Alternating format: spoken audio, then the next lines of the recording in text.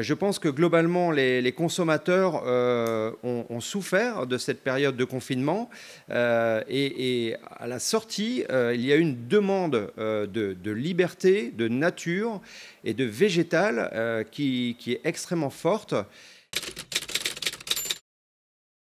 À un moment donné, on a eu une logique prix. On passe aujourd'hui à une logique qualitative, avec des exigences différentes et du coup un consommateur qui est plus exigeant. On est passé d'un système où on faisait ce qu'on appelle du push, c'est-à-dire que les producteurs produisaient et ensuite ils essayaient de vendre.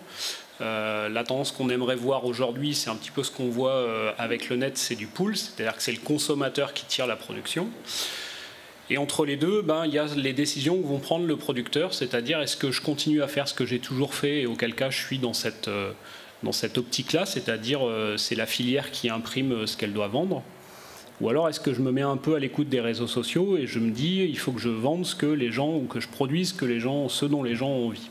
À la fois, on va faire de la proposition sur des nouveaux produits. Alors produits en pépinière ornementale, il y a peu de nouveaux produits qui arrivent. C'est souvent des nouvelles utilisations ou des nouvelles formes. Et donc on va être proactif dans cette proposition. Et puis on a aussi le consommateur qui a des nouvelles envies, en particulier de simplicité, de fleurs à des saisons différentes. Avant, on disait il faut planter à la Sainte-Catherine. Il n'y a plus personne qui met ses bottes pour les planter. Aujourd'hui, les gens ils plantent au mois d'avril quand il fait beau. Et donc, il faut qu'on s'adapte à ça. Donc, c'est un équilibre entre les deux. Je ne crois pas qu'il faille opposer les deux. Vous avez un chiffre sur le nombre de nouveaux clients qui sont venus sur votre site et qui ont transformé les achats? Alors, sur les 2 mois de confinement, on sait qu'on a recruté entre 30 et 35 000 nouveaux clients. Donc, c'est intéressant. Après, nous, il faut les fidéliser. Il faut les satisfaire et surtout, il faut avoir une idée de savoir ce qu'on va garder sur le long terme. C'est-à-dire que là, on a bénéficié pleinement du confinement et on sait qu'on a gagné à peu près 30 000 clients, ce qui est satisfaisant et ce qui correspond à l'engouement qu'on a repéré sur l'ensemble du monde du jardin.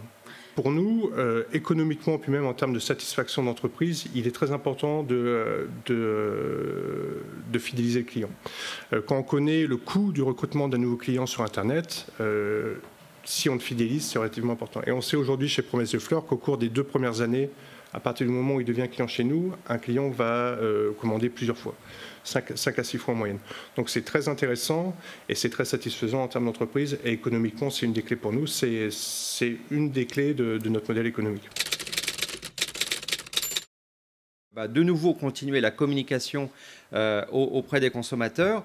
Donc on avait le programme Mission Végétale, donc voilà, on réfléchit actuellement à comment l'adapter, ce programme.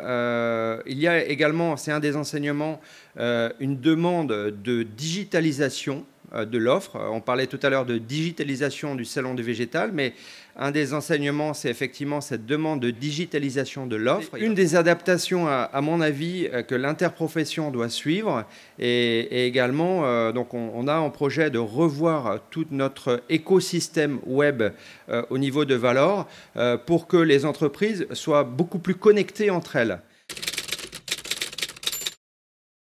Une filière ne peut s'en sortir. Quand je dis une filière, ce n'est pas seulement la filière française. Une filière ne peut s'en sortir que si elle fait des réels efforts de communication.